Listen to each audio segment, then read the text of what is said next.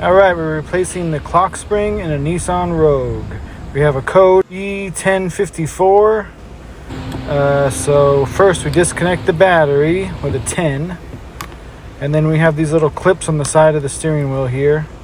Pop those covers off, and then we got a couple security bolts. They are T30 Torx. The one with a little hole in the middle. Just like that. Take these guys out. Pull the horn pad off, and we have 3 connectors back here. We got one going right into the steering column. Pull that guy off. And then we got 2 little plugs going into the airbag horn pad. This orange and yellow one. So we just pop these little clips up like this on each one, and then the plug will pry right out.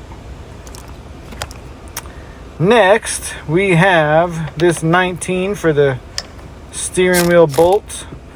So break this loose, and then I always put it on a couple of threads and just pull the steering wheel, and it comes right off. They sell pullers, but it's not necessary.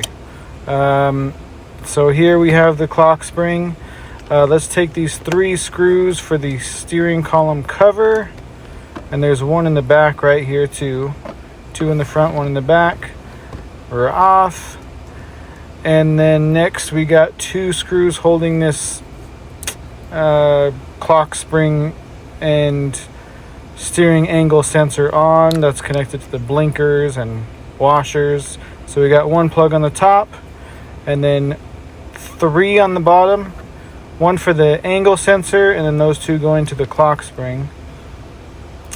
Here we go. Now we have 3 screws back here holding the steering angle sensor on. Pull these out. 1, 2, 3. That just lifts off like that. And then next we got to detach the signal from the thing. You just press those little tabs in on the side and it pulls out. You can see there's a little plug that it plugs into, but it just, as long as it's lined up, it goes right in. There we go. Pull the other one off. Now we have the new clock spring right here, and it's got that lock on it to prevent it from spinning around. So we're gonna throw these back in there. With the clock spring, the main thing, you want to make sure it doesn't twist around, because it's only got so many, turns in it before it'll break. So it's got to be centered. So let's put this steering angle sensor on. There's 2 little notches that have to line up where it slides down into the clock spring. You can see there.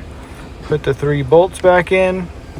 The new clock spring comes with a lock on it, so that way it doesn't spin around. So as long as the steering wheel's straight when you take it off, then you're good.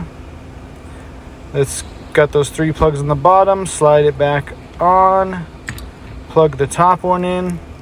If you can see anyhow, plug the top one in there. And then here's the tab that holds it into place. You can see, prevents it from spinning around. So as soon as you take that off, you want to put the steering wheel on. You don't want this turning at all.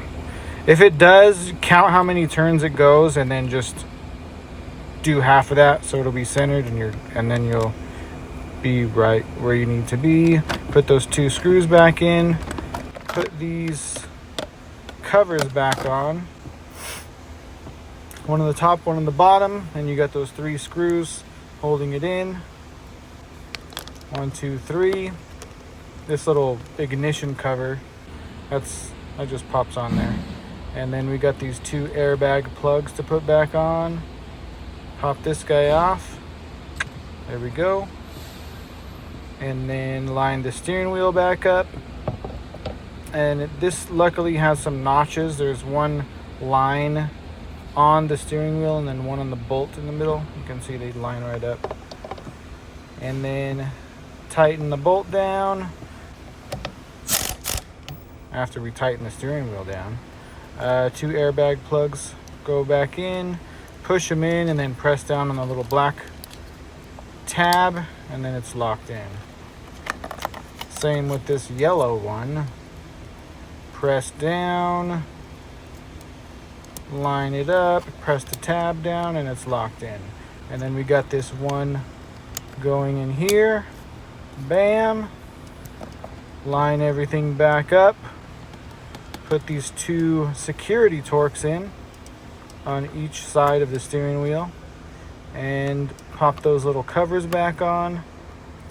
Reconnect the battery and you're good to go.